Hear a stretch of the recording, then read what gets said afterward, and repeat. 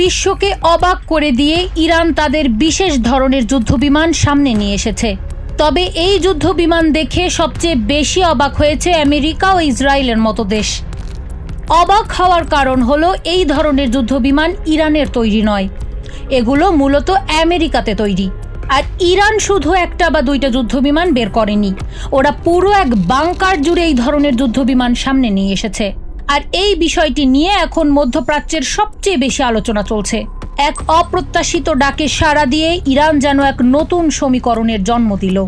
Iran চলতি বছরেই সামনে নিয়ে এসেছিল তাদের অত্যাধুনিক পানাভিয়া ফাইটার জেট। ওটা দেখে পুরো বিশ্বের সামরিক মহলে ব্যাপক আলোচনা শুরু হয়ে গিয়েছিল, কারণ এই ধরনের প্রযুক্তি সম্পন্ন যুদ্ধবিমান এর আগে ইরান কিংবা বিশ্বের অন্য কোনো দেশ কখনো দেখেনি। এই যুদ্ধবিমানের গতি প্রায় 2300 কিলোমিটার প্রতি ঘন্টার কাছাকাছি। এই দ্রুতগতির বিমান আকাশ চিরে যাওয়ার কল্পনায় শীতের সকালেও ঘাম ঝরে পড়ে পশ্চিমা সামরিক কর্তাদের কপালে। শুধু তাই নয়, মাত্র সপ্তাহখানেক আগে ইরান তাদের নতুন এক ধরনের যুদ্ধবিমান সামনে নিয়ে আসে। ওর নাম দেওয়া হয়েছে কাহের। তবে এই যুদ্ধবিমানটি সাধারণ যুদ্ধবিমানের মতো নয়, ওটা বেশ অনেক বড়, দেখতে মোটামুটি একটা বড় সড়ো প্লেনের মতোই লাগে, কিন্তু ওটা একটা যুদ্ধবিমান। বিভিন্ন প্রতিবেদনে জানা যায় এই ধরনের যুদ্ধবিমান তার শরীরের ভেতরে কয়েক টন পরিমাণ অস্ত্র ও গাইডেড মিসাইল বহন করতে পারে।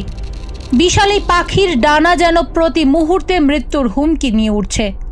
তবে সবচেয়ে বেশি অবাক করেছে ইরানের ছোট ধরনের একটি যুদ্ধবিমান।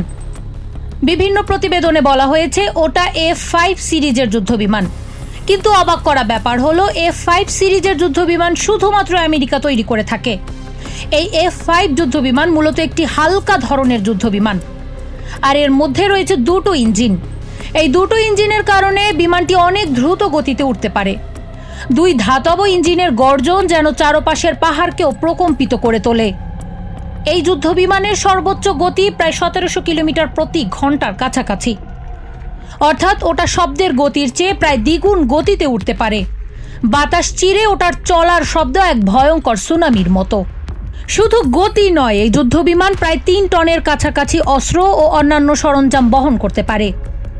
ওর ডানার নিচে ও শরীরের বিভিন্ন জায়গায় অস্ত্র লাগানোর ব্যবস্থা রয়েছে। সেখানে বিভিন্ন ধরনের বোমা, rocket, air to air missile ও গাইডেড মিসাইল বহন করা যায়। ওর শরীরের প্রতিটি অংশ যেন মৃত্যুর এক একটা বারকোড। আর এই যুদ্ধবিমানের সামনে রয়েছে দুটো 20 মিলিমিটারের কামান। ওগুলোর কারণে কাছাকাছি দূরত্বে শত্রু যুদ্ধবিমানের সঙ্গে লড়াই করার সময়ও ওটা আক্রমণ করতে পারে। বন্দুকের নল থেকে বের হওয়া আগুনের ঝলক রাতের অন্ধকারে যেন দিনের আলোয় পরিণত করে দেয়। কিন্তু এই যুদ্ধবিমানের সবচেয়ে অবাক করা ফিচার হচ্ছে ওর আকার ও ওজন। ওটি অনেক হালকা একটি যুদ্ধবিমান। হালকা হওয়ার কারণে খুব কম জায়গার মধ্যেই ওটা দ্রুত ঘুরে দাঁড়াতে পারে, অর্থাৎ শত্রু বিমান সামনে চলে এলে ওটা খুব দ্রুত দিক পরিবর্তন করে শত্রুর দিকে মুখ করতে পারে। ওর এই নড়াচড়া এত নিখুঁত যে মনে হয় ওটা কোনো মেশিন নয়, বরং আকাশে উড়ন্ত কোনো শিকারী পাখি। আর ঠিক এই কারণেই শত্রুকে সামনাসামনি মোকাবেলা করার জন্য এই ধরনের যুদ্ধবিমান ব্যবহার করা হতো। কিন্তু অবাক করা ব্যাপার হলো এই ধরনের যুদ্ধবিমান এখন খুব একটা দেখা যায় না, কারণ এখন আধুনিক সব যুদ্ধবিমানে অনেক বেশি উন্নত প্রযুক্তি ব্যবহার হচ্ছে। পুরো বিশ্ব যখন অত্যাধুনিক স্টেলথ যুদ্ধবিমান তৈরির পেছনে পড়ে আছে, সেখানে ইরান এই পুরনো যুদ্ধবিমান সামনে নিয়ে এসেছে। ওরা যেন অতীতকে মুছে ফেলে নতুন করে আবিষ্কার করার এক অদ্ভুত খেলায় মেতে উঠেছে। এর পেছনে একটা প্রধান কারণ হলো ওর নিচু উচ্চতায় ওড়ার ক্ষমতা। ওই যুদ্ধবিমান মাটি থেকে প্রায় 100 ফুট উপর থেকে উঠতে পারে। পাহাড় ও গাছপালার ভেতর দিয়েও ওটাকে সামনে নিয়ে যাওয়া তুলনামূলক সহজ। ওটা যখন গাছের ফাঁক দিয়ে যায় তখন ডানার বাতাসে পাতা উড়ে যায়। ওর ইঞ্জিনের গরম হাওয়া লাগে মাটির দিকে। এ কারণেই সাধারণ রাডার ফাঁকি দিয়ে ওটা খুব সহজেই চলতে পারে। রাডারের সবুজ আলো ওর অবস্থান ধরতে পারে না, ও যেন এক অদৃশ্য ছায়া।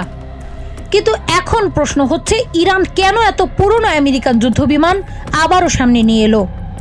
তবে এই বিষয়ে ইরানের পক্ষ থেকে এখন পর্যন্ত বিস্তারিত কোনো তথ্য দেয়া হয়নি। ইরানের পরবর্তী পদক্ষেপ কি হতে পারে সেটাও পরিষ্কার নয়। ইরানের কাছে থাকা এই যুদ্ধবিমানগুলো অনেক পুরনো হলেও ওরা দীর্ঘদিন ধরে এগুলো ব্যবহার করে আসছে। 1965 সালের দিকে ইরান আমেরিকার কাছ থেকে এই ধরনের যুদ্ধবিমান কিনেছিল।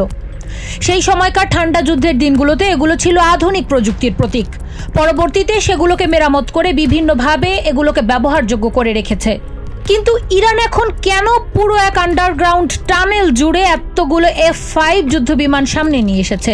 ওরা এর মাধ্যমে আসলে কি দেখাতে চাইছে বা সামনে তাদের কি পরিকল্পনা রয়েছে, এ ব্যাপারে বিস্তারিত কোনো কিছুই জানা যায়নি। সামরিক বিশ্লেষকেরা মনে করছেন এটি কোনো সাধারণ প্রদর্শনী নয়, এটি এক চরম মনস্তাত্ত্বিক খেলা। ইরান বুঝিয়ে দিতে চাইছে যে পশ্চিমা অস্ত্র, নিষেধাজ্ঞা ও চাপ সত্ত্বেও ওদের সামরিক শক্তি অক্ষুণ্ণ আছে। ওরা পুরনো প্রযুক্তিকে নিজেদের সুবিধা মতো কাজে লাগাতে জানে। এই F-5 বিমানগুলো ইরান নিজেদের কারখানার আধুনিক ইলেকট্রনিক্স ও রাডার সিস্টেম দিয়ে মডিফাই করেছে।